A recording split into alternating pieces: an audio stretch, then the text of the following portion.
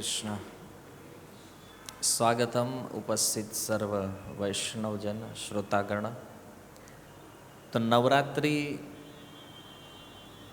ગુજરાતનો એક વિશેષ ઉત્સવ છે, પણ આજે તો એ ઉત્સવ બહુ વિચિત્ર રૂપ ધારણ કરી લીધું છે. પૂર્વમાં નવરાત્રિ ઉત્સવ જે છે માતા દુર્ગાની ઉપાસના માટે છે, અને એક વૈષ્ણવને એ જાણકારી હોવી જરૂરી છે કે દેવી દેવતાઓનો ભગવાન સાથે સંબંધ શું છે, દુર્ગા દેવી કોણ છે, અને ભગવાનથી એની જે સ્થિતિ છે એ સ્થિતિને સમજવી, અને દુર્ગા દેવીનું તત્વ શું છે આને સમજવું એ પણ જરૂરી છે. તો શાસ્ત્રોમાં શ્રીમદ ભાગવતમ દશમ સ્કંદના પ્રારંભમાં ભગવાન શ્રી કૃષ્ણની જન્મલીલાની જે કથા છે, તો જન્માષ્ટમીના ઉપલક્ષમાં તમે સાંભળ્યું ભગવાન શ્રી કૃષ્ણનો જન્મ કેવી રીતે થયો છે. પણ જન્મ પૂર્વ, ભગવાનના જન્મની પૂર્વ શ્રી બલરામજીનો આવિર્ભાવ થયો છે, અને બલરામજીના આવિર્ભાવની એક સંક્ષિપ્ત કથા શ્રી સુખદેવ ગોસ્વામી પરીક્ષિત મહારાજને કહે છે, જેમાં દુર્ગા દેવીનો રોલ છે. તો ભગવાન કૃષ્ણના જન્મમાં પણ છે, પણ સપ્તમ ગર્ભના રૂપમાં જ્યારે બલરામજીનો આવિર્ભાવ થયો માતા દેવકીના ગર્ભમાં, કે છે સપ્તમો વૈષ્ણવમ ધામ યમ અનંતમ પ્રચક્ષતે ગર્ભો બભુવ દેવક્યા હર્ષ શોક વિવર્ધન. સુખદેવ ગોસ્વામી કહે છે કે કંસે જ્યારે એક પછી એક દેવકીના 6 બાળકોને મારી નાખ્યા, ત્યારે સપ્તમો વૈષ્ણવમ ધામ, સપ્તમ ગર્ભના રૂપમાં અનંત શેષ સ્વયં બલરામજી ત્યાં પધાર્યા, અને જેવા બલરામજીનો આવિર્ભાવ થયો દેવકીના ગર્ભમાં, કે છે હર્ષ શોક વિવર્ધન. હર્ષ અને શોક વિવર્ધન બંનેમાં વર્ધન થઈ રહ્યું છે, વધી રહ્યા છે. હર્ષ એટલા માટે થયું કે સાક્ષાત ભગવાન જ આવી રહ્યા છે ને, બલરામજી કોઈ અન્ય વ્યક્તિ નથી, ભગવાન શ્રી કૃષ્ણનું દ્વિતીય સ્વરૂપ છે.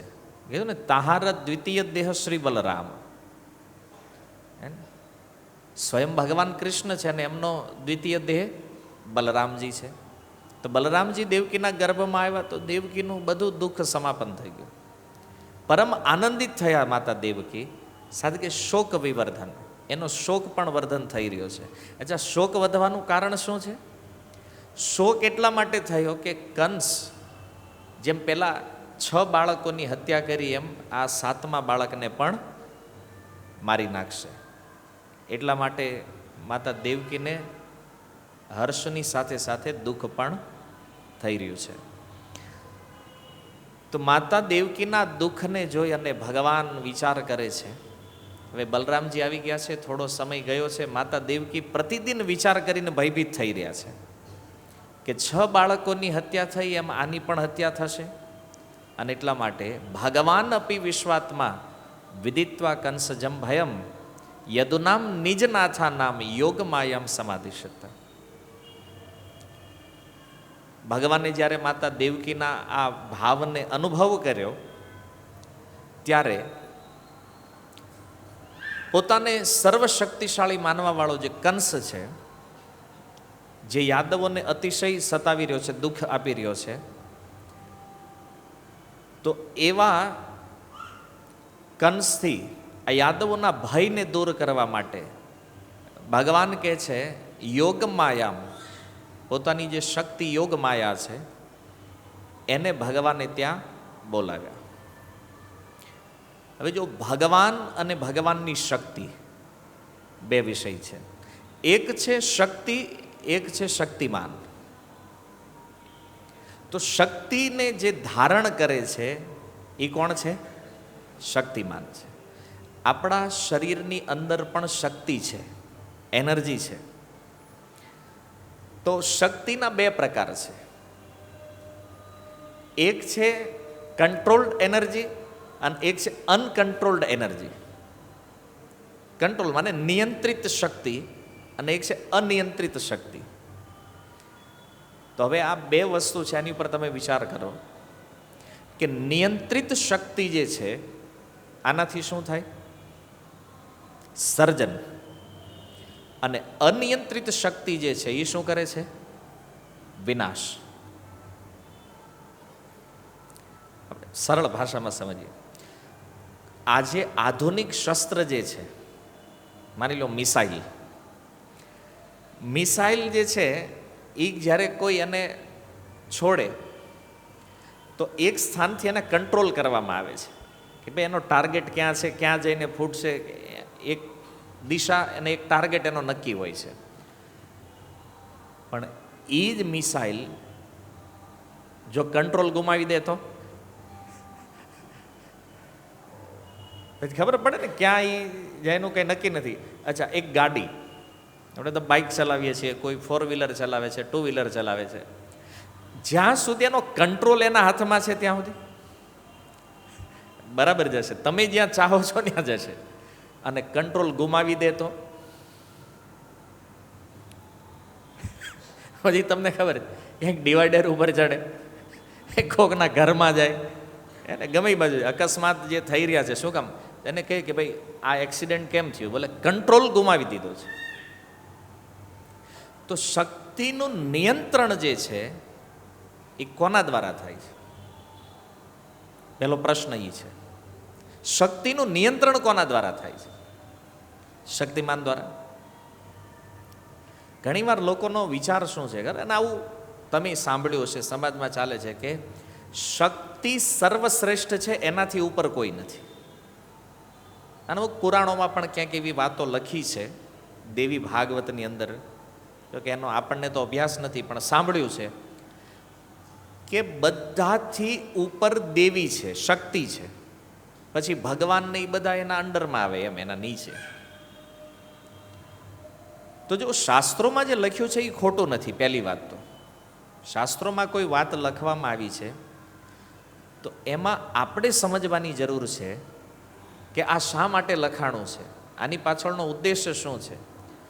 પણ તત્વતઃ જ્યારે આપણને એની જાણકારી ન હોય ત્યારે આપણે એનું કંઈક ખોટું પ્રેઝન્ટેશન કરી દેતા હોઈએ છીએ, અને આવું બધું થતું હોય છે. જુઓ, શક્તિ હંમેશા શક્તિમાનના કંટ્રોલમાં રહીને કાર્ય કરે છે. શક્તિ ક્યારેય સ્વતંત્ર હોતી નથી. કારણ કે સ્વતંત્ર શક્તિ જે છે એ શું કરી શકે છે તમે જાણો છો. જેમ મેં તમને ઉદાહરણ આપ્યું, હવે મિસાઇલ એવો વિચાર કરે કે હાલો આપણે ફૂટવું છે ગમે ત્યાં જઈને,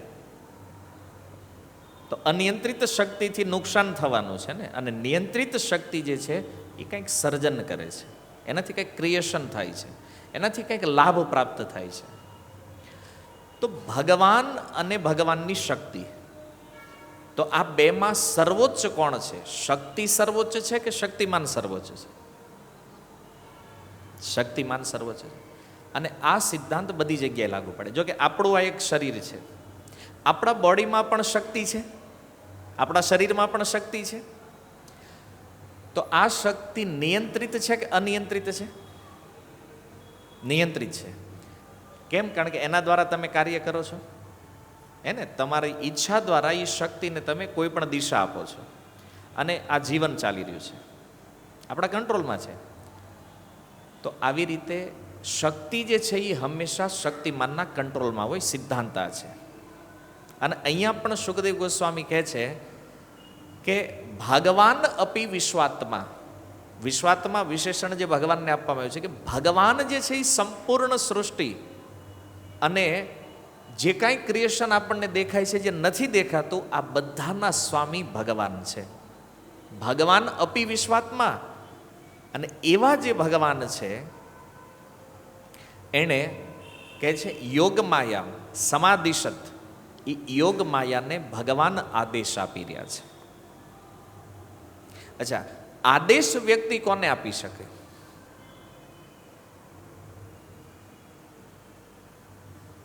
જે આપણા લેવલ કરતા નીચેના લેવલમાં હોય એને તમે ઓર્ડર કરી શકો, એને તમે આદેશ આપી શકો. જેમ કે કોઈ ગુરુ છે તો પોતાના શિષ્યને આદેશ આપશે, કોઈ શેઠ છે નોકરને આદેશ આપશે, જે સેવક છે પોતાના. તો કોઈ પણ લેવલમાં જે સર્વોચ્ચ વ્યક્તિ છે એ પોતાનાથી નિમ્ન વ્યક્તિ જે છે એને આદેશ આપે છે, એને ઓર્ડર કરે છે. તો અહીંયા ભગવાન અપી વિશ્વાત્મા, સ્વામી કોણ છે? ભગવાન છે. અને યોગ માયા પોતાની જે શક્તિ છે ભગવાનની એને ઓર્ડર કરે છે. શું આદેશ આપે છે? ગચ્છ દેવી વ્રજમ ભદ્રે, ગચ્છ જાઓ, હે દેવી તમે જાઓ. ક્યાં જાઓ? વ્રજમ, વ્રજમાં જાઓ. જે વ્રજ 84 કોષ છે, વ્રજમાં જઈ અને ગોપ ગોભેર અલંકૃતમ, એવા પ્રદેશની અંદર જાઓ જે ગોપ, ગો, ગોપનો અર્થ છે ગોપ ગોવાળોથી, ગો મને ગાયોથી, જે સુશોભિત છે. રોહિણી વસુદેવસ્ય ભાર્યાસ્તે નંદ ગોકુલે, જ્યાં નંદ બાબાના એ ગોકુળમાં વસુદેવજીની એક પત્ની છે જેનું નામ છે રોહિણી, અને એ નંદ મહારાજને ત્યાં વાસ કરે છે. તો આનું કારણ શું છે? બોલે કંસ, કંસના ભયથી વસુદેવજીને તો બંદી બનાવી લેવામાં આવ્યા હતા. તો વસુદેવજીની દેવકી સિવાય અન્ય જે પણ પત્નીઓ હતી એ બધી બ્રજમાં અલગ અલગ સ્થાનોમાં છુપાઈને રહે છે. એમાંથી રોહિણી જે છે એ નંદ મહારાજને ત્યાં એણે આશ્રય લીધો છે. તો ભગવાને યોગ માયાને આદેશ આપ્યો. અહીંયા તત્વ એ સમજવાનું છે કે ભગવાન યોગ માયાને આદેશ આપી રહ્યા છે. એનો મતલબ યોગ માયા જે છે એ કોના આશ્રયમાં છે? ભગવાન શ્રી કૃષ્ણના આશ્રયમાં છે. એનો અર્થ કે યોગ માયા ભગવાનના આદેશનું પાલન કરે છે. તો ભગવાન પરમ સ્વામી છે, યોગ માયા શક્તિ છે. એવું નથી યોગ માયાએ કીધું કે હું નહીં જાઉં. અહીં તમે કહીએ કોઈ ભક્ત તમને કે તમારા સેવા કરે તો કે ભાઈ હું નહીં કરું, અહીં તમે ના પાડી શકો. કારણ કે આપણે દાસ માનતા નથી ને પોતાને, એટલે આપણે ક્યાંક હાના કરીએ કે, પણ યોગ માયાએ એવું ન કીધું કે ના પ્રભુ મારે ત્યાં શું કામ છે, નથી. પણ જો ભગવાનની સેવિકા છે, ભગવાનની દાસી છે, અને એટલા માટે ભગવાનના આદેશને ધ્યાનપૂર્વક સાંભળી રહ્યા છે યોગ માયા. ભગવાન કહે છે અન્યાશ્ય કંસ વિઘ્ન વિવરેશુ વસંતી, અને બ્રજમાં અલગ અલગ સ્થાનોમાં ઘણી જગ્યાએ ઘણા બધા ગોપ ગોપીઓ આ બધા જે યદુકુળમાં રહેવાવાળા છે કંસના ભયથી અલગ અલગ સ્થાનોમાં રહી રહ્યા છે. તો અત્યારે મારો આદેશ ઈ છે, ભગવાન આજ્ઞા કરે છે દુર્ગા દેવીને, દેવક્યા જઠરે ગર્ભમ, દેવકીના જઠરમાં જે ગર્ભ છે, જે બાળક છે, શેષાખ્યામ ધામ મામકમ, મારો જ અંશ છે, એ બીજું કોઈ નથી. મારો જ અંશ જેને શેષ કહેવામાં આવે છે એ અત્યારે ક્યાં છે? દેવકીના ગર્ભમાં છે. તત્ સન્નિકૃષ્ય રોહિણ્યા ઉદરે સન્નિવેશય, તો એને દેવકીના ગર્ભમાંથી લઈ અને તમારે ક્યાં મૂકવાનો છે? એને રોહિણીના ગર્ભમાં મૂકવાનો છે. તો ભગવાન એક વિશેષ કાર્ય આપી રહ્યા છે યોગ માયા, પોતાની શક્તિ જે છે દુર્ગા દેવી. અને થોડું વિચારવા જેવું છે. એક સ્ત્રીના ગર્ભમાંથી બાળકને કાઢવાનો છે અને બીજી સ્ત્રીની ગર્ભમાં એને મૂકવાનો છે, પાછું જીવતો રહેવો જોઈએ. આજકાલ સાયન્સ ઘણું આગળ નીકળ્યું છે, છતાં આ ન કરીએ કે હે ને, એક સ્ત્રીના ગર્ભમાંથી બાળકને બહાર લાવી અને બીજી સ્ત્રીના ગર્ભમાં ટ્રાન્સપ્લાન્ટ કરવાનો છે, આ સાયન્સના લિમિટથી બહાર છે.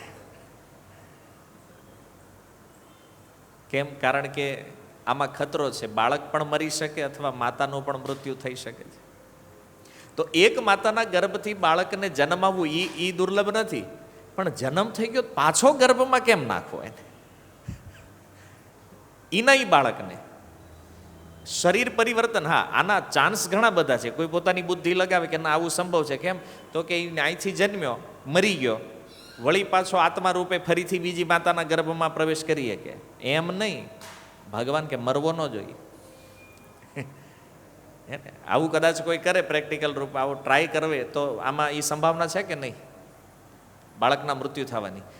પણ એવું નહીં, જે બાળકનો જન્મ થયો છે એનું દેહાંતર થવું જોઈએ નહીં. સેમ શરીરથી એને બીજી માતાના ગર્ભમાં એનો પ્રવેશ કરાવવાનો છે. તો આ ભગવાનની આજ્ઞા હતી દુર્ગા દેવી માટે. અને આ રીતે જ્યારે ભગવાને આજ્ઞા આપી, તત્પશ્ચાત ભગવાન આશીર્વાદ પણ આપે છે. જો આજ્ઞા પણ આપી અને સાથે આશીર્વાદ આપે છે. આશીર્વાદ શું આપે છે? કહે છે કે હે કલ્યાણી, અથા અહમ અંશ ભાગેન દેવક્યા પુત્રતામ શુભે પ્રાપ્સ્યામિ તમ યશોદાયામ નંદ પત્ન્યામ ભવિષ્યસી. ભગવાન કે છે કલ્યાણી, હવે હું મારા સમસ્ત જ્ઞાન, બળ અને અંશ સાથે દેવકીના પુત્રના રૂપમાં જન્મ લઈશ.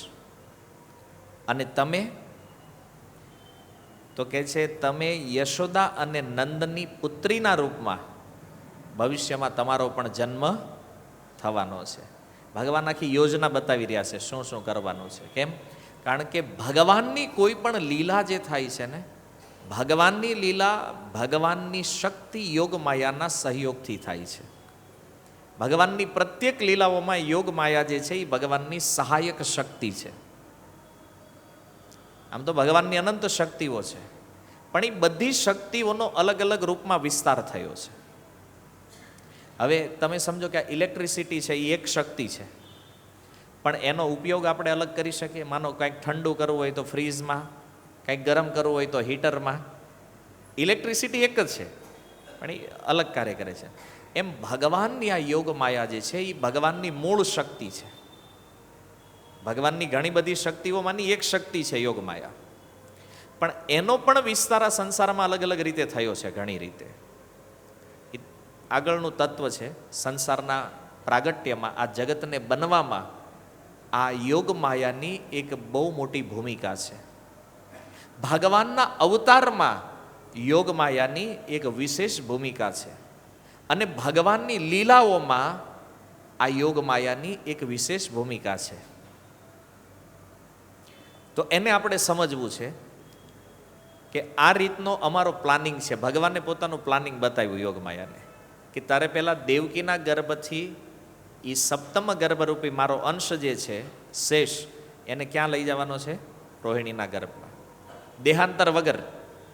અને બીજું કે મારે પણ જ્યારે પ્રગટ થવાનું છે ત્યારે પણ તારી સહાયતા થશે, અને જ્યારે પ્રાગટ્ય મારું થઈ જાય ત્યારે તારે પણ પ્રગટ થવાનું છે, ભગવાન કહે છે. અને આ જો મારા આદેશનું તમે પાલન કર્યું, જો કે નહીં કરવાનો કોઈ પ્રશ્ન જ નથી, એટલે ડાયરેક્ટ ભગવાન નેક્સ્ટ શ્લોકની અંદર આશીર્વાદ આપતા કહે છે, અર્ચિષ્યંતી મનુષ્યા ત્વામ સર્વ કામેશ્વરીમ ધૂપોપહાર બલિભિ સર્વ કામ વરપ્રદામ. કહે છે તમે લોકોને ઈચ્છિત વરદાન આપવામાં સમર્થ થશો. એને શાંત કરી દો, પીછે લેકે ચલે જઈએ. ભગવાન કહે છે અર્ચિષ્યંતી મનુષ્યાસ્તમ સર્વ કામેશ્વરીમ. લોકો તમારી પાસે આવશે અને એની જે ઈચ્છા હોય, જે ડિમાન્ડ હોય એને તમે વરદાન આપવા માટે સમર્થ થશો. આજકાલ ઘણા લોકો કહે છે આ સંસારમાં માતાના ભક્તો બહુ છે, એને દેવીના ઉપાસકો વધારે છે. શું કારણ છે? એટલે ભગવાનનો આશીર્વાદ છે. આ જો ભગવાનમાં શ્રદ્ધા હોય કે ન હોય, એવો લગભગ કોઈ વ્યક્તિ ભારતમાં નહીં મળે તમને જે દેવીની ઉપાસના નહીં કરતો હોય. સનાતનમાં જે છે પ્રત્યેક વ્યક્તિના કુળદેવી છે. નામ અલગ હશે, સ્વરૂપ અલગ હશે, પણ એ તમામ દેવી જે છે એ અન્ય કોઈ નથી. એ દુર્ગા દેવીના જ આ બધા સ્વરૂપ છે.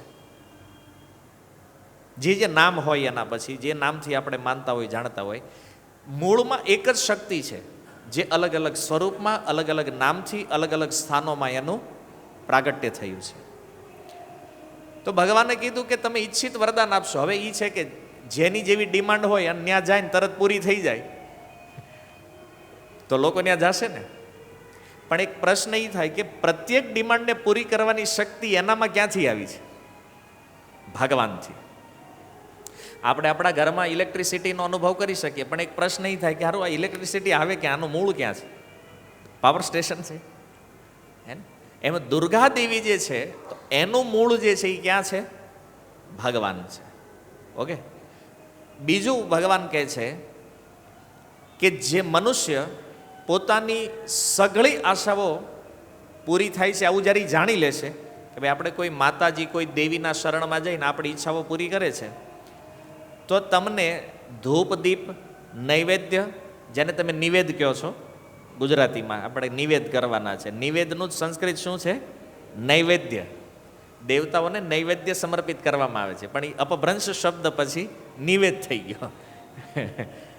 તો ભગવાન કહે છે કે લોકો તમને ધૂપ, ધુમાડા એટલે કે અગરબત્તીના રૂપમાં હોય કે ચાહે બીજા અન્ય કોઈ પણ પ્રયોગથી, ગૂગળ હોય કે XYZ જે પદાર્થો ઉપયોગ કરે છે ધૂપ માટે.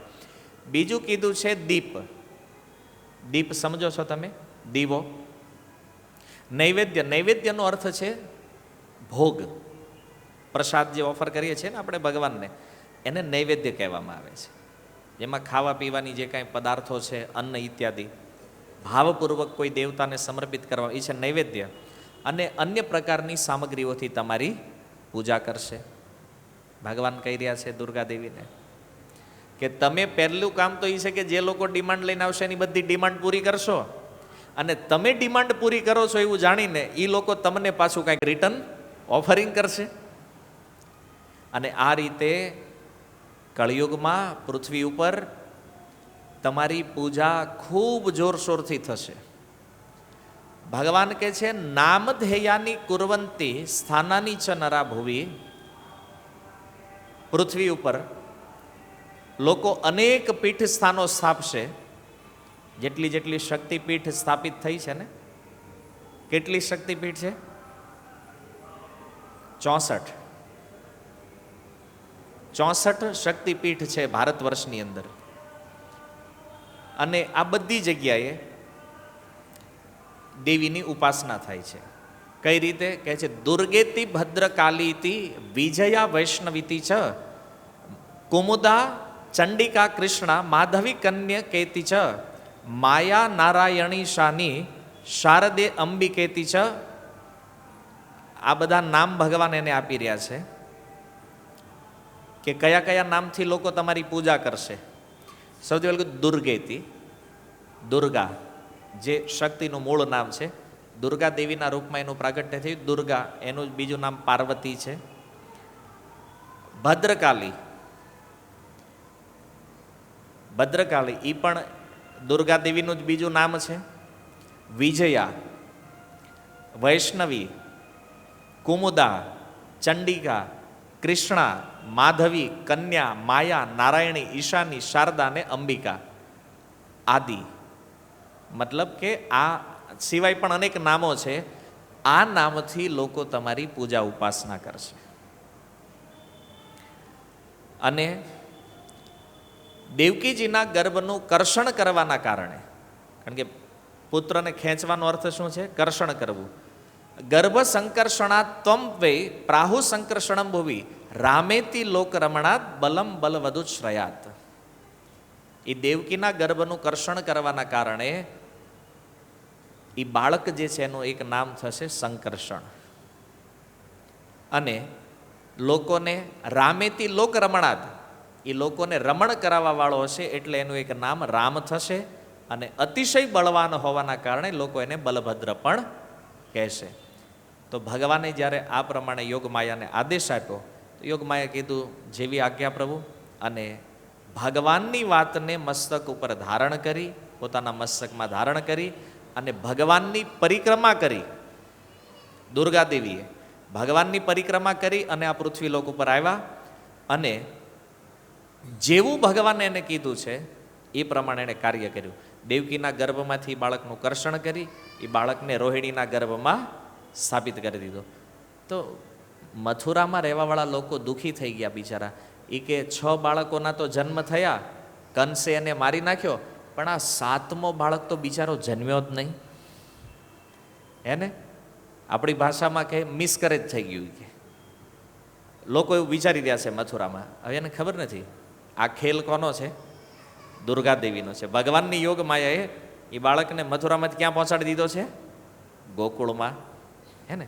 તો જો આ યોગ માયાનું કાર્ય છે, જેનાથી પ્રસન્ન થઈ અને ભગવાને એને વરદાન આપ્યું કે કળિયુગમાં તમારી પૂજા થશે સર્વત્ર, લોકો આ બધા નામોથી તમારી પૂજા ઉપાસના કરશે. પણ જુઓ, શક્તિનું વિજ્ઞાન જે છે ને, આ તો એક લીલાની વાત થઈ કે ભાઈ શક્તિ જે છે એ હંમેશા શક્તિમાનને અધીન છે અને ભગવાનની આજ્ઞાથી જ કાર્ય કરે છે. શક્તિ જેને આપણે પ્રકૃતિ પણ કહીએ છીએ. તો ગીતામાં ક્લિયર ભગવાન કહે છે મયાધ્યક્ષેણ પ્રકૃતિ સૂયતે સચરાચર. અર્જુન, આ ચર અને અચર જે પ્રકૃતિ છે, મય અધ્યક્ષેણ મતલબ કે મારી અધ્યક્ષતામાં કાર્ય કરે છે. જો ગીતામાં ક્લિયર બતાવ્યું છે કે શક્તિ સ્વતંત્ર નથી. પણ હવે લોકો જાણતા નથી તત્વથી. હવે શક્તિની ઉપાસના કરતા હોય એટલે હવે કળિયુગમાં છે ને એક રોગ છે લોકોમાં. જેની ઉપાસના કરે ને એમ માને આનથી મોટું કોઈ છે જ નહીં. અને આ રોગનો એવો ભ્રમ મનમાં આવ્યો છે કે લોકો આમાં લડાઈઓ કરી રહ્યા છે. કોઈ માતાજીની ઉપાસના કરતા હોય તમે એને કહેશો ને કે નહીં, આના પણ ઈશ્વર જે છે ને એ તો ભગવાન છે, હોય જ નહીં, માતાથી મોટું કોઈ નથી. અજ્ઞાન છે ને, એને જાણકારી નથી તત્વની, એટલા માટે એ માને છે. ભલે અજ્ઞાનમાં તે માને છે એ મહત્વનું છે. ઘણા માનતા જ નથી. હે ને? નાસ્તિક બનવામાં વધારે રુચિ લઈ રહ્યા છે આજ લોકો. કે હાલો આપણે ઈશ્વરમાં કે કોઈ દૈવી પ્રકૃતિમાં આપણો વિશ્વાસ નથી, આપણી શ્રદ્ધા જ નથી. પણ તમે જુઓ કે ભગવાને આ પોતાની શક્તિ યોગ માયા શું કેવલ લીલા સહાયતા માટે છે? નહીં. બ્રહ્માંડનું નિર્માણ જે છે એનું મૂળ પણ આ દુર્ગા દેવી છે. કારણ કે તમે કથાઓની અંદર એ તો સાંભળ્યું છે ને, ભગવાનથી આ બલરામજી પ્રગટ થયા, બલરામજીથી વૈકુંઠ અધિપતિ નારાયણ, પછી એનાથી ચતુર્વ્યૂહથી મહાસંકર્ષણથી પ્રથમ પુરુષ અવતાર કારણોદક્ષાયી વિષ્ણુ, ત્યાર પછી ગર્ભોદક્ષાયી વિષ્ણુ, એનાથી શિરોદક્ષાયી વિષ્ણુ. તો આ જે ક્રિએશન જે થઈ રહ્યું છે આખું બ્રહ્માંડનું, એમાં ભગવાન કારણોદક્ષાયી વિષ્ણુ જે છે, જે કારણ સમુદ્રમાં શયન કરે છે, એ જોવે છે. કારણ કે કારણ સમુદ્ર અને ભૌતિક પ્રકૃતિ જે છે, ભૌતિક પ્રકૃતિ બહુ દૂર છે ભગવાનથી, એટલે કે બહિરંગા શક્તિ માયા, જેમ આને યોગ માયા કહેવામાં આવે છે ને. ભગવાનની આ શક્તિ જ્યારે લીલામાં સહાયતા કરે ત્યારે એને યોગ માયા કહેવાય. એ જ શક્તિ જ્યારે આ જગતને કંટ્રોલ અથવા જગતના સર્જન માટે કાર્ય કરે ત્યારે એને શું કહેવામાં આવે છે? મહામાયા. શબ્દ બદલાય, શક્તિ એક જ છે. ફ્રીજમાં જેને તમે ઠંડી શક્તિ કહો છો ને, એ જ શક્તિ હીટરમાં શું થાય? ગરમ. હે ને? તો અહીંયા બ્રહ્મ સંહિતાની અંદર એક શ્લોકમાં કીધું છે માયા હિ યસ્ય જગદંડ શતાની સૂતે ત્રૈગુણ્ય તદ વિષય વેદ વિતાયમાના સત્વાવલંબી પર સત્વમ વિશુદ્ધ સત્વમ ગોવિંદમાદિ પુરુષમ તમહમ ભજામિ. તો આ જે માયા શક્તિ છે, ત્રિગુણાત્મિકા માયા, જેને મહામાયા કહેવામાં આવે છે, એ મહામાયા આ જગતનું સર્જન કરે છે ભગવાનના કહેવાથી. કે કારણોદક્ષાયી વિષ્ણુ જ્યારે પ્રકૃતિ ઉપર દ્રષ્ટિપાત કરે ત્યારે એ પ્રકૃતિ એમાં જે 3 ગુણ છે, સત્વ, રજ અને તમ, આ ત્રણેય ગુણ જે છે એમાં ક્ષોભ ઉત્પન્ન થાય, મતલબ ત્રણેય ગુણોમાં હલચલ, ક્રિયા પ્રારંભ થાય અને આનાથી આ જગતનું સર્જન પ્રારંભ થાય. હવે તમે વિચારો કે દુર્ગા દેવીએ જગતનું સર્જન કર્યું છે, આવું જ્યારે આપણને ખબર પડે, કારણ કે એ એક શક્તિ છે. તો શક્તિ કોઈ પણ સર્જન શક્તિમાન વગર કરી શકે નહીં. સિમ્પલ. સ્ત્રી છે, એણે કોઈ બાળકને જન્મ આપ્યો છે, પુરુષ વગર સંભવ છે?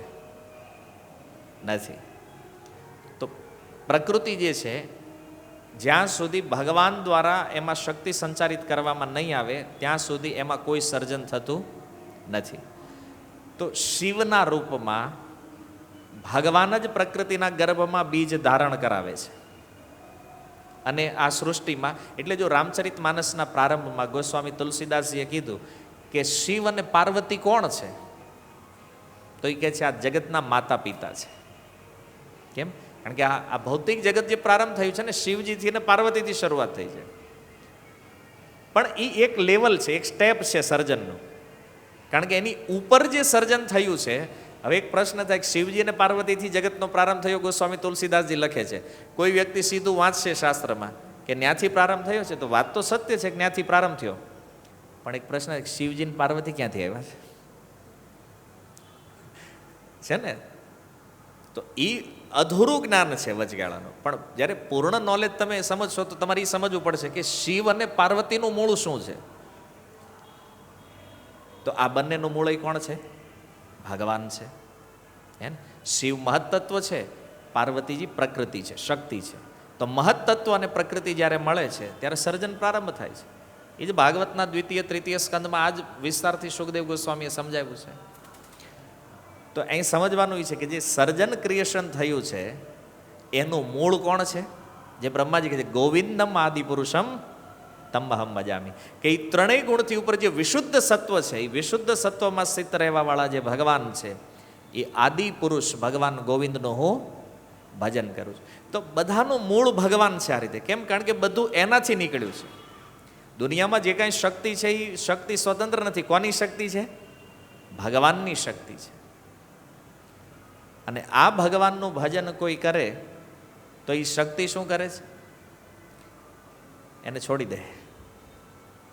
આ વિશ્વ જે છે ને એ કારાગૃહ છે, જેલ છે. હવે આપણે જેલમાં બંદી છીએ, કેદી છીએ. હવે આપણે અહીંથી છૂટવું છે, ઓળખાણ જોઈને કોઈની. ઓળખાણ વગર તો છૂટવી નહીં આપણે. કોની ઓળખાણ કામ લાગશે? તો કે જે જેલર છે ને એનાથી ઉપરનો અધિકારી હોવો જોઈએ ને. માનો તમે કોઈ ગુનામાં જેલમાં ગયા છો અને તમારે ત્યાંથી છૂટવું છે, તો તમારે ઓળખાણ કોની હાલે?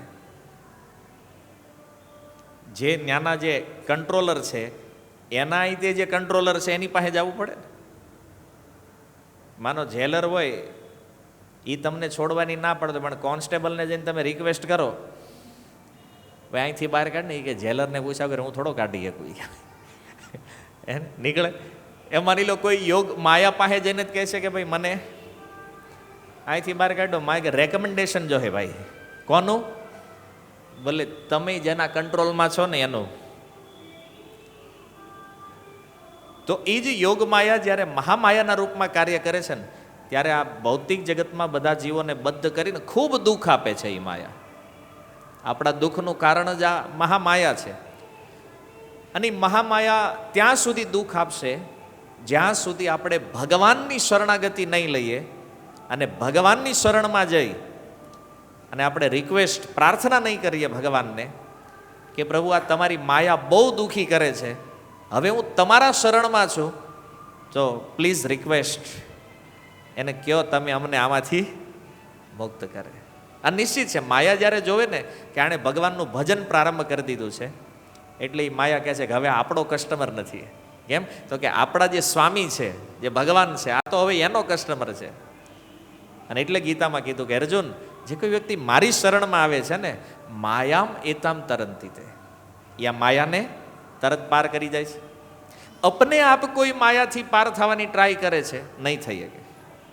પણ જ્યારે કોઈ જીવ ભગવાનનું શરણ લઈ લે તો માયા જોવે કે આ આપણા સ્વામીની શરણમાં વયો ગયો છે, બોલે આને મુક્ત કરી દો. હવે સીધો ઉપાય આ છે. લોકો વિચારે, ઘણી વાર પ્રશ્ન કરે, પ્રભુ આપણે માયાથી મુક્ત ક્યારે થશું? જ્યારે ભગવાનને શરણાગત થઈ જશું ત્યારે. આ મુક્ત થવાનો સીધો ઉપાય છે. કે આપણે બેઠા બેઠા ટ્રાય કરીએ કે હું પહેલાં માયાથી મુક્ત થઈ જાઉં મારી હાથે, તો એ સંભવ નથી. ભગવાનનું શરણ લેવાથી માયા આસાનીથી મુક્ત કરી દે છે. એટલે અલ્ટિમેટ સારી છે કે આપણે ભગવાનની શરણમાં જવું જોઈએ. હવે ઘણીવાર લોકો પ્રશ્ન કરે કે તમે વૈષ્ણવો જો છો ને, તમે લોકો માતાજીને માનતા જ નથી. હા, આ પ્રશ્ન ઘણી વાર આવે, કારણ કે આપણા ભક્તો ક્યારેક ક્યારેક કટ્ટર થઈ ગયા હોય, એને આ સત્સંગમાં આવવા માંડ્યા, ભાગવતમ વાંચવા માંડ્યા, ગીતા વાંચવા માંડ્યા, તો દેવી દેવતા હાથે જે ઘરમાં મૂક્યું હોય પેઢીઓથી બધાને કાઢીને નાખી આવે નદીમાં. આ માતાજીનો ફોટો હોય ત્યાં ઉપાડ લે, ગણપતિજી હોય થી હનુમાનજી હોય, બધું સાફ કરો. કેમ? અહીંયા કેવલ અમારા ભગવાન રહેશે. હવે એટલે પેલા ઘરવાળા પહેલાં આશ્ચર્યમાં આવી જાય કે આ ક્યાં જાય છે? એના બધા દેવતાઓને કાઢી મૂક્યા મંદિરમાંથી, આ જાય છે ક્યાં? એને એટલે પછી લડાઈઓ કરી કે તું અમારા માતાજીને માનતો નથી ને અમે તારા ભગવાનને નહીં માનીએ. ફેમિલી ક્લેશ થવાનું કારણ તત્વ બેમાંથી એક નથી જાણતા. ભગત નહીં ખબર નથી, ઓલા નથી ભગત એને ખબર જ નથી. બે હામા હામી પછી લડાઈ, ઓલા કે તું ખોટો છો, ઓલા કે તમે ખોટા છે. હે, અધૂરું જ્ઞાન જે છે ને એ વાસ્તવમાં બહુ ખતરનાક છે. અજ્ઞાન હારું. અજ્ઞાન શું છે કે ખબર જ નથી. અધૂરું જ્ઞાન અને વિપરીત જ્ઞાન કરતા અજ્ઞાન શ્રેષ્ઠ છે. જો શાસ્ત્રોમાં આ વાત આવી છે, વિપરીત જ્ઞાન જે છે ને એ બહુ ખતરનાક છે. કેમ? કારણ કે વિપરીત જ્ઞાનમાં શું હોય ખબર છે કે હું જે માનું છું ને એ જ સાચું છે, અને એ ન્યા જ અટકેલો હોય. અને એના માટે એ કોઈની પણ હારે લડાઈઓ કરશે, કોઈના હારે ગમે એ કરશે. આ વિપરીત જ્ઞાનનો પ્રભાવ છે, અને એ વ્યક્તિનો એક દિવસ નાશ જરૂર થવાનો છે. એટલા માટે અજ્ઞાન હોવું એ સારું છે, પણ અધૂરું જ્ઞાન અને વિપરીત જ્ઞાન જે છે ને એ બહુ ખતરનાક છે. આ સમસ્યા એટલે ઊભી થાય છે ક્યારેક ક્યારેક ભક્તો જે છે ને અધૂરા જ્ઞાનના કારણે દેવી દેવતાઓનો અનાદર કરવા માંડે છે. એટલે કોઈ માતાજીની ઉપાસના કરતા, હટાવવા બધું મંદિરમાંથી કોઈ જરૂર નથી. કેમ? આ દેવી દેવતા કોઈ ગુંડા છે? હે, તમે એકદમ એની નિંદા કરો, એને તુચ્છ સમજી લ્યો છો. નહીં, જો દુર્ગા દેવી કોણ છે? ભગવાનની શક્તિ છે. તો શક્તિનો ઉપયોગ કઈ રીતે કરવો એ ખબર હોવી જોઈએ ને. આપણી અંદર શક્તિ છે, ક્ષમતા છે, પણ પ્રયોગ ક્યાં કરવાનો છે હવે આની ખબર નથી તો તકલીફ ઊભી થશે. તમે એક વિચાર કરો કે આ દુર્ગા દેવી છે, બરાબર? આ મેં ઘણા ભક્તોનો અનુભવ હું એટલા માટે હું તમને સ્પષ્ટ કહી રહ્યો છું કે ભક્તોનો વ્યવહાર કેવો હોય છે દેવી દેવતાઓ, જે નથી સમજ્યા તત્વને એના માટે. કોઈ આપણે એને કહીએ, માનો કોઈ સિનિયર ભક્ત હોય, આપણે એમ કહીએ કે આવો ને અમારા ઘરે પ્રભુજી, તમે આવે એટલે પ્રણામ કરે મંદિરમાં, અને આમ કોઈ દેવી દેવતાનો ફોટો પાડે ને તો મોઢું બગડી જાય. અહીંયા તમે કેમ માતાજીનો ફોટો રાખ્યો છે? ઓલા કે પણ અમારા કુળદેવી છે, અમે માનતા આવ્યા છીએ, ઘરમાં ઘણા માને છે, જે હું એક જ ભગત થયો છું એટલે ન રાખવા જોઈએ કે. ઓલો કે મને કાઢી મૂકશે એ કે તમે અત્યારે ના પાડો ન રાખવા જોઈએ એને. શું કામ ન રાખવું જોઈએ? કુળદેવીના રૂપમાં કોઈ દુર્ગા, હા, આપણે એટલે એને નથી રાખવા માંગતા કે દુર્ગા દેવી સાથેનો વ્યવહાર અને સંબંધ આપણને ખબર નથી, એટલે આપણે એને કાઢી નાખો. નો ડાઉટ કૃષ્ણમાં તમારી અનન્ય ભક્તિ છે, તો તમે કોઈ અન્યની ભક્તિ નહીં કરો, કોઈ ઇસ્યુ નથી. પણ અહીંયા વાત એ છે કે દેવી દેવતાઓનો આદર અને અનાદર જે છે વ્યવહાર. આજે શ્રીમદ ભાગવતમાં દશમ સ્કંદમાં ગોપીઓ જે છે બ્રજની સર્વશ્રેષ્ઠ ભક્ત છે ને, બ્રજ ગોપીઓ જે છે એ શ્રેષ્ઠ ભક્ત છે. તો એ બ્રજની ગોપીઓએ એક વ્રત કર્યું છે, દુર્ગા દેવીનું વ્રત, જેને કાત્યાયની વ્રત કહેવામાં આવે છે. એક નામ દુર્ગા દેવીનું કાત્યાયની પણ છે.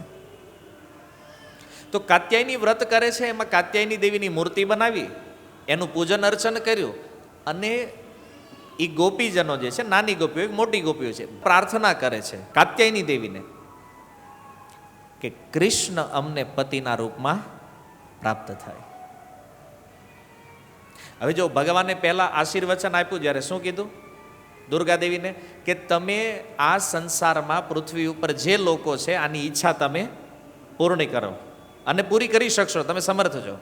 હવે કોઈ વ્યક્તિ દુર્ગાદેવીને જઈને પ્રાર્થના કરે કે તમે મારી ઉપર એવી કૃપા કરો કે કૃષ્ણમાં મારું મન લાગી જાય, કૃષ્ણના નામમાં મારું મન લાગી જાય, કૃષ્ણની સેવામાં મારું મન લાગે, કૃષ્ણના ભક્તોની સેવામાં મારું મન લાગે, અને દુર્ગાદેવી કૃપા કરશે ને તો ભગવાનમાં મતિ લાગશે.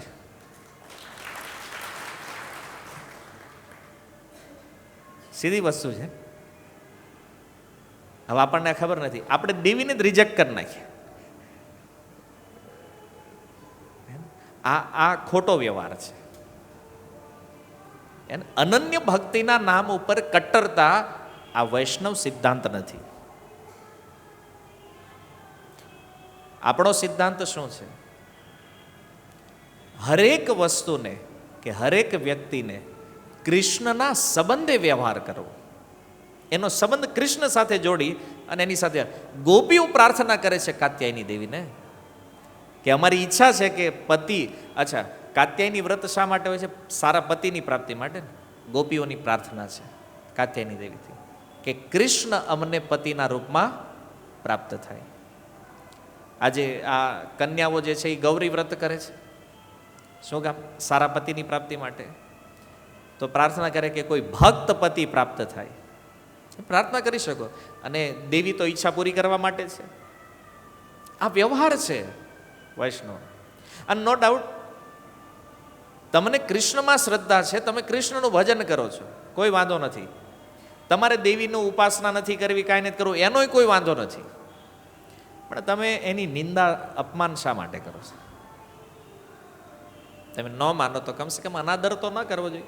કારણ કે વૈષ્ણવ તો એ છે કે જે કોઈ સામાન્ય જીવનો પણ અનાદર નથી કરતો, તો દેવતાઓનો અનાદર શું કામ કરશે? આજે કોઈ કહેતા હોય કે આપણે ભક્ત છીએ અને ચૈતન્ય મહાપ્રભુનું શિક્ષાષ્ટકમ ફોલો કરી અમાની ન માન દેને. એક વૈષ્ણવનો વ્યવહાર એવો હોવો જોઈએ કે એ સામાન્ય જીવને પણ એનાથી દુઃખ ન લાગે એનું ધ્યાન રાખતો હોય. તો દેવતાઓનું અપમાન કરશે, એનો મતલબ કે તમે વૈષ્ણવ છો નહીં, તમે તત્વ નથી સમજ્યા. ખાલી તિલક લગાવવાથી કે ગળામાં કંઠી પહેરી લેવાથી કે ધોતી પહેરવાથી કોઈ વૈષ્ણવ નહીં બને. વૈષ્ણવ બનવાનો અર્થ છે સદાચાર, વ્યવહાર, જેની વાણી, જેનું વર્તન સામેવાળાને આનંદિત કરે, પ્રસન્ન કરે, આ વૈષ્ણવ છે. કારણ કે સામાન્ય વ્યક્તિ તત્વ ન જાણતા હોય, દેવતાઓ સાથે સાચો ખોટો જે વ્યવહાર કરતા હોય, પણ આપણે તો ભક્ત છીએ ને, આપણે તો જાણીએ છીએ, તો આપણો વ્યવહાર કેવો હોવો જોઈએ? જો ગોપિયા જે શ્રેષ્ઠ ભક્તા છે એ પણ દુર્ગા દેવીને પ્રાર્થના કરે છે. અને કથાઓની અંદર તમે જુઓ, રામાયણની અંદર માતા સીતા વિવાહ પહેલા દુર્ગા દેવીની ઉપાસના કરે છે કે નહીં? માતા રૂકમણી, ભગવાન શ્રી કૃષ્ણ ગયા વિદર્ભ પૂર્વ, ક્યાંથી ઉઠાવ્યા છે ને? દુર્ગા દેવીના મંદિરથી પૂજા કરે છે ને.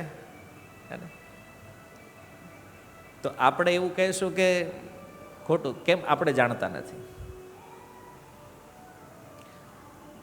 તો નવરાત્રિનો જે તહેવાર છે એ આજ ભગવાનની જે શક્તિ છે ને, દુર્ગા દેવી, માતા દુર્ગા, એની ઉપાસના માટે છે. તો દેવી દેવતાઓની ઉપાસના હોય છે અને ભગવાનની ભક્તિ હોય છે. ભજન આપણે ભગવાનનું જ કરવાનું છે, પણ દેવીની ઉપાસના શું છે? તો આની પાછળનું એક બહુ મોટું તાત્વિક વિજ્ઞાન છે. હું તમને ખાલી એક ઝલક સમજાવું કે પ્રથમ દિવસે જે દેવીનું સ્વરૂપ છે એને કહેવામાં છે શૈલપુત્રી. શૈલપુત્રી શું કામ? કે પાર્વતીનો જન્મ થયો તો હિમાલયને ત્યાં પર્વતની પુત્રીના રૂપમાં. એટલે કે એનર્જીનું પ્રાગટ્ય, શક્તિનું પ્રાગટ્ય ફર્સ્ટ ડે. પછી બીજા દિવસે બીજું સ્વરૂપ જે એનું છે બ્રહ્મચારીની, બ્રહ્મચારી, એક કન્યા જ્યારે કુમાર અવસ્થામાં છે. ત્રીજું પછી સ્વરૂપ આવે છે કુષ્માંડા. કુષ્માંડા અર્થાત જેમાં ગર્ભ ધારણ કરવાની શક્તિ છે, માને હવે કંઈક નવું ક્રિએશન કરશે. આ રીતે 9 દિવસના જે નવ સ્વરૂપ જે છે ને એ બ્રહ્માંડના સર્જનનો ક્રમ જે છે એના ઉપલક્ષમાં છે કે શક્તિ કેવી રીતે પ્રકટ થઈ અને એ શક્તિમાંથી કેવી રીતે ક્રિએશન થયું છે. આ બધી તાત્વિક ચર્ચાઓ છે. હવે એમાંય ઘણો બધો વિષય છે, પણ સમજવાનું આપણે એટલું છે કે આ તત્વને નહીં જાણવાના કારણે આજે આપણે ક્યાં ઊભા છીએ, અને શક્તિ સ્વરૂપ જે માતૃશક્તિ છે એનું કેટલું મોટું અપમાન, એનું કેટલું મોટું શોષણ, અનાદર. એક બાજુ આપણે દેવીની પૂજા કરીએ છીએ અને એક બાજુ એ જ દેવીનું સ્વરૂપ જે છે એનું શોષણ કરીએ છીએ. હે ને? આ મૂર્ખતા છે.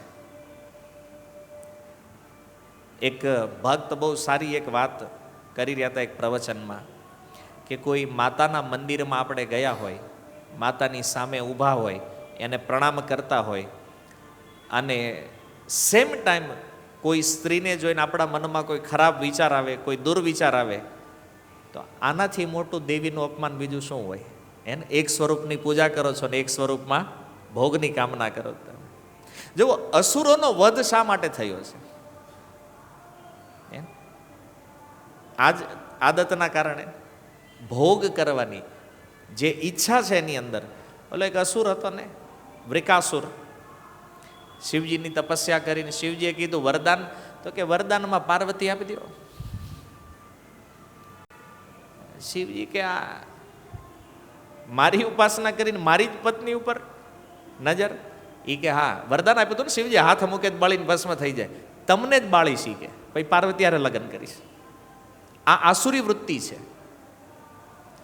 જે માતા સ્વરૂપ છે એમાં ભોગ બુદ્ધિ કરવી, આ શું છે? આસુરી પ્રવૃત્તિ છે. અને આનો વિનાશ થવો જરૂરી છે.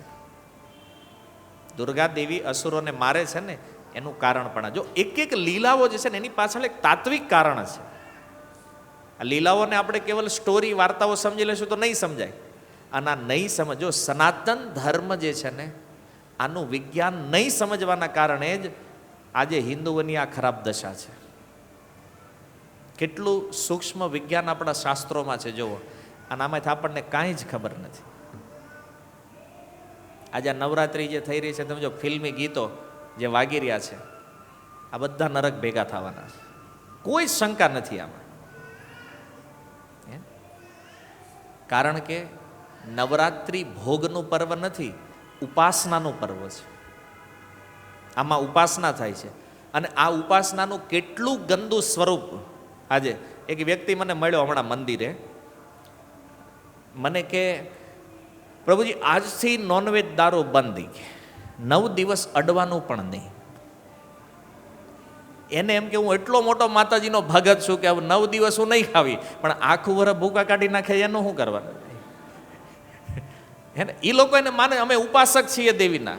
આ ઉપાસક નથી, તમે સીધા નરકના અધિકારી છો. અને 9 દી નથી ખાતા, માતાજી કહેતા કે હા સારો 9 દી હખણો રહે. સમજ્યા? હવે ઉપાસના જ ખબર નથી. જોવો તમે, 9 દિવસ નથી ખાતા તો એને માને અમે બહુ મોટા ભગત છીએ દેવીના. આ દશા છે. કેમ? ગીતામાં ભગવાન કહે છે કે શાસ્ત્રને અનુમોદિત નથી આવી કોઈ પણ ઉપાસના કે તપસ્યાઓ જે છે ને એ બધી તમોગુણી છે. કેવલ પોતાના ભોગ માટે લોકો એનો ઉપયોગ કરી રહ્યા છે. આજે નવરાત્રિ છે, લોકો ગરબા કરે છે. આજ પૂછો તો ગરબાનો ઇતિહાસ શું છે? આ પ્રારંભ ક્યાંથી થયું છે? નથી ખબર કોઈને. બસ ગરબા રમો, મોજ કરો. કેમ? ઇન્દ્રિય તૃપ્તિ માટે. ગરબા એક ઉપાસના છે દેવી. પ્રારંભ ક્યાંથી થયો? જુઓ, વૈષ્ણવ માટે તો યદિ એને પૂછવામાં આવે કે ભગવાનની જેટલી લીલાઓ છે એમાં સર્વોચ્ચ લીલા કઈ છે? હે ને? રાસલીલા. શું છે રાસ? રાવણ. રાસ એક ભ્રમણ છે ને. અચ્છા, એનાથી નીચેના સ્તરમાં કોઈ દેવીના ભક્ત છે એને પૂછો, ગરબા એની ઉપાસના છે, એ ગરબા દ્વારા. ગરબા શું છે? રાવણ એક ઉપાસના. શું કામ?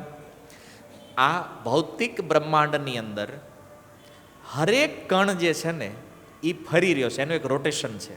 આ તો વિજ્ઞાન પણ માને છે. હે ને? કે પ્રોટોન, ઇલેક્ટ્રોન અને ન્યુટ્રોન જે છે કોઈક પોતાના સ્થાન ઉપર કે કોઈક એની આસપાસ, પણ આનું એક ભ્રમણ, આનું એક રોટેશન, અને રોટેશનની દિશા છે, આ રીતે ફરે છે, આમ નથી, આ બાજુ ફરે છે, ક્લોકવાઇઝ રોટેશન ચાલુ. આખું બ્રહ્માંડ જે છે ને એ ફરી રહ્યું છે. અને આપણે મંદિરમાં પ્રદક્ષિણા પણ કરીએ છીએ ને, એનું પણ એક કારણ આ છે કે જ્યારે કોઈ પ્રદક્ષિણા કરે છે ને ત્યારે એ બ્રહ્માંડના રોટેશનની દિશાના કારણે એનું સંતુલન જે છે ને એ પ્રકૃતિ સાથે સ્થાપિત થઈ જાય છે. વિચારો, આપણા ઋષિમુનિઓની વિચારધારા અને એનું સૂક્ષ્મ તત્વ દર્શન જે છે એ ક્યાં સુધી ગયું છે કે કોઈ કણ જે છે એ કણ કઈ દિશામાં રોટેશન કરે છે વિધાઉટ ટેકનોલોજીના યુગમાં એને કેવી રીતે ખબર હતી કે આ બ્રહ્માંડનો હરેક કણ જે છે એનું રોટેશન. કણાદ સંહિતા વાંચો, અણુનું જેટલું પણ વિજ્ઞાન છે ને એ જ કણાદ સંહિતા છે. કણાદ એનું નામ જ એટલે પડ્યું છે કે કણના વિષયમાં જેણે માહિતી આપી છે ને એની સંહિતા, એટલે એનું નામ કણાદ સંહિતા છે. એટમ આ શાસ્ત્ર છે. આપણને કોઈ પ્રદક્ષિણા કરતા આવે એમ, અને અમુક અમુકને એ નથી ખબર પ્રદક્ષિણા કરાય કઈ બાજુ. એ ક્યારેક ઊંધા હાલતા હોય પ્રદક્ષિણામાં. પ્રદક્ષિણા હંમેશા ક્લોકવાઇઝ થશે, આવી રીતે ઊંધી નહીં થાય. આ હવળી પ્રદક્ષિણા છે, સમજાયું? આ બધી સામાન્ય વસ્તુઓ છે. પ્રદક્ષિણા કરવી, રાસ કરવું, ગરબા કરવા, આનું એક વિજ્ઞાન છે. પણ આની સમજ નહીં હોવાના કારણે આ બધાનો ઉપયોગ કેવલ ભોગ માટે થાય છે, અને કાં તો આપણે અંધશ્રદ્ધા કેમ કરતા જ નથી. સમજમાં આવ્યું? ઉપાસનાને આપણે ભોગ બનાવી દીધો છે, અને જે ઉપાસના જેનાથી આપણી વૃદ્ધિ, આપણી સમૃદ્ધિ થવાની છે, એનો આપણે ભોગ માટે પ્રયોગ કરીએ છીએ. તો દુર્ગા દેવીના વિષયમાં ઘણી બધી વાતો છે, પણ મૂળ તત્વ તમારે તમને એ સમજાવવું છે કે દુર્ગા દેવી ભગવાનની શક્તિ છે. નો ડાઉટ આપણે વૈષ્ણવ છીએ, વૈષ્ણવ પરંપરામાં છીએ, પણ કોઈ પણ દેવી દેવતાના મંદિરમાં જ્યારે આપણે જઈએ તો એક વૈષ્ણવનો દેવતાઓ સાથે વ્યવહાર કેવો હોવો જોઈએ.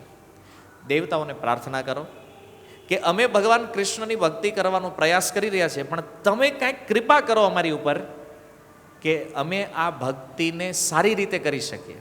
જેવી રીતે શિવજીના મંદિરમાં ગયા તો શિવજીને પ્રાર્થના કરો, પ્રભુ તમે જેવું હરિનામ જપો છો ને, અમારી ઉપર થોડીક કૃપા કરી દો કે એવી રુચિ મારી કાંઈક નામમાં લાગી જાય.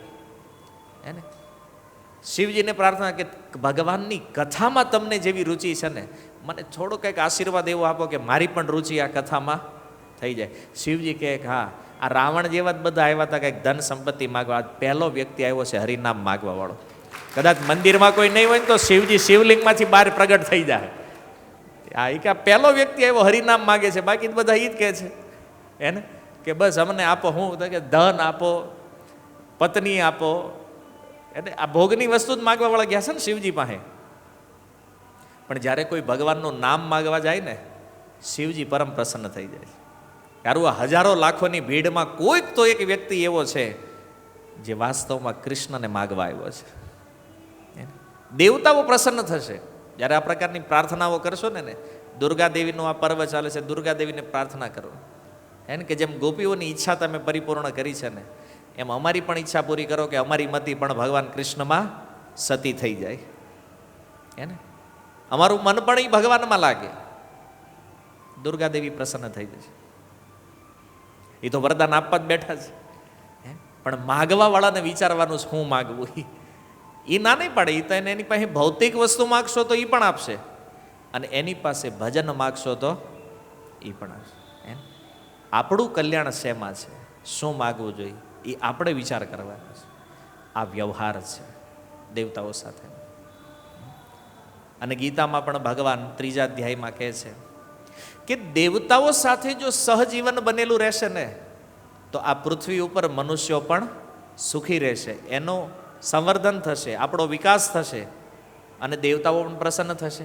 અને દેવતાઓ સાથેનું સહજીવન જો તૂટ્યું તો બધા દુઃખી થવાના છે. અત્યારે જે સમસ્યાઓ છે ને એનું કારણ એ છે કે આ યજ્ઞ ચક્ર બરાબર હાલતું કળિયુગમાં તૂટી ગયું છે. તો આના વિશે ફરી ક્યારેક ચર્ચા કરશું વિશેષ રૂપથી કે દેવતાઓ સાથેનું જીવન કેવું હોય એક ભક્તનું. અને તમારે જો વિશેષ જાણવું હોય તો દશમ સ્કંદના દ્વારિકા લીલા પ્રસંગ જે અંતિમ અધ્યાયો છે એમાં ભગવાનની દિનચર્યા બતાવવામાં આવી છે કે દ્વારકાની અંદર ભગવાન શ્રી કૃષ્ણ સવારે ઉઠતા ત્યારથી સાંજે સૂવે ત્યાં સુધી શું શું કરતા હતા, બરાબર? તો એનાથી સમજ આવશે. પણ એ ગીતાના આ કર્મયોગ સિદ્ધાંતને સમજ્યા વગર એ લીલાઓ નહીં સમજમાં આવે. છતાં તમે વાંચજો, જે સમજાય. બાકી આપણે વિસ્તારથી ફરી ક્યારેક એના વિષયમાં ચર્ચા કરશું કે મનુષ્યનું સુખ અને એનો વિકાસ દેવતાઓના સહયોગથી કેવી રીતે થઈ શકે છે. નો ડાઉટ ભક્તિયોગ બધામાં સર્વોચ્ચ છે, સરળ પદ્ધતિ છે, પણ છતાં આપણું એક સહજીવન બનેલું રહેવું જરૂરી છે. રૂપ ગોસ્વામી આની કાંઈક વાત ભક્તિ રસામૃત સિંધુમાં પણ કરી છે. તો આ બધા ગ્રંથોનો અભ્યાસ કરશો તો એમાંથી પણ સમજાશે, અને ક્યારેક અવસર મળશે તો આપણે આના વિશે પણ ડિટેલ. પણ અત્યારે મારે તમને ખાલી એટલું જ સમજાવવું છે કે એક વૈષ્ણવનો દેવી દેવતાઓ સાથેનો વ્યવહાર કેવો હોવો જોઈએ. આવું ખબર પડી ગઈ શું કરવાનું છે? જ્યાં હોય એના મોઢા બગાડીને ભાગીને જ જવાનું. સમજ્યા? કમસે કમ આદર કરો, કારણ કે એ ભગવાનના અંશ છે. માતા દુર્ગા છે, શિવજી છે, ગણેશજી છે, હનુમાનજી છે, સૂર્યદેવ છે, વાયુ દેવતા છે, વરુણ દેવ છે. આ ભગવાનના જ અંશો છે. આ બધા ભગવાને જ એને બ્રહ્માંડની આ જવાબદારી આપી છે, અને એ લોકો આપણને આ શરીરમાં આપણે સુખપૂર્વક જીવી શકીએ એના માટે પણ એ દેવતાઓ જ જવાબદાર છે. ભલે એની શક્તિ આવી જ ભગવાનથી, પણ એના થ્રુ આપણે અહીંયા આ જીવનમાં સુખની અનુભૂતિ કરીએ છીએ. આપણી ઇન્દ્રિયો પણ કાર્ય કરે છે ને તો પણ એ દેવતાઓની કૃપાથી છે. કારણ કે હરેક ઇન્દ્રિયો ઉપર દેવતાઓનો વાસ છે. જો એ નીકળી જાય ને આ શરીર ખતમ થઈ જાય અહીંયા. તો આ તત્વ જે છે ને એ આપણને ખબર હોવું જોઈએ. ભક્ત હોવાનો અર્થ અંધશ્રદ્ધા નથી. હું માનું છું એ જ સાચું, વિપરીત જ્ઞાન બાજુ નથી જવાનું, આપણે સહી જ્ઞાન બાજુ જવાનું છે. એમ તો જો ભગવાનની આજ્ઞાકારી શક્તિ છે, ભગવાનની આજ્ઞાથી જ દુર્ગાદેવી જે કાંઈ કાર્ય કરે છે એ થાય છે આ સંસારમાં. તો આવા ભગવાનના અંશ સ્વરૂપ દેવી દેવતાઓનું સન્માન, એનો આદર કરવો, જેના કારણે એની કૃપાથી આપણે આપણી ભક્તિમાં આગળ વધી શકીએ. બસ આ પ્રમાણે આ નવરાત્રિ પર્વ જે છે એને આપણે ઉજવવું જોઈએ. સારી શિક્ષાઓ દ્વારા આપણે લોકોને સહી માર્ગ ઉપર વાળી શકીએ છીએ. અને એને સમજાવો કે આ ફિલ્મી ગીતો ઉપર નાચશો ગાશો, તમોગુણનું પરિણામ તમોગુણ જ આવશે, નિશ્ચિત રૂપમાં નરકની પ્રાપ્તિ થશે. એટલે આ બધા ફિલ્મી સંગીતોમાં આમાં બહુ ફોકસ કરવાની જરૂર નથી. પણ એ માટે હરિનામ છે, હરિકથા છે, એમ ભગવાનનું નામ જે છે એ સર્વોચ્ચ છે. તો નામનો આશ્રય જે છે એ વૈષ્ણવ માટે સૌથી ઉત્તમ ઔષધિ છે. એટલે પ્રત્યેક વ્યક્તિ ખૂબ પ્રેમપૂર્વક ભગવાનનું નામ જપ કરો. આ 9 દિવસમાં લોકો દુર્ગાદેવીની આરાધના કરે છે, આપણે હરિનામ દ્વારા કરવી જોઈએ, ભગવાનના નામથી. તો ભગવાનનું નામ જે છે એ કોઈ પણ દેવતાઓને પ્રસન્ન કરે છે. અરે આખા વિશ્વ બ્રહ્માંડને પ્રસન્ન કરે છે હરિનામ. હે ને? તો આવો સર્વોચ્ચ અવસર આપણને મળ્યો છે ભગવાન અને ભગવાનના અંશ સ્વરૂપ આ બધાને પ્રસન્ન કરવાનો. તો મનુષ્ય જીવનમાં આનો લાભ ઉઠાવવો જોઈએ આપણે. ઠીક છે? હરે કૃષ્ણ.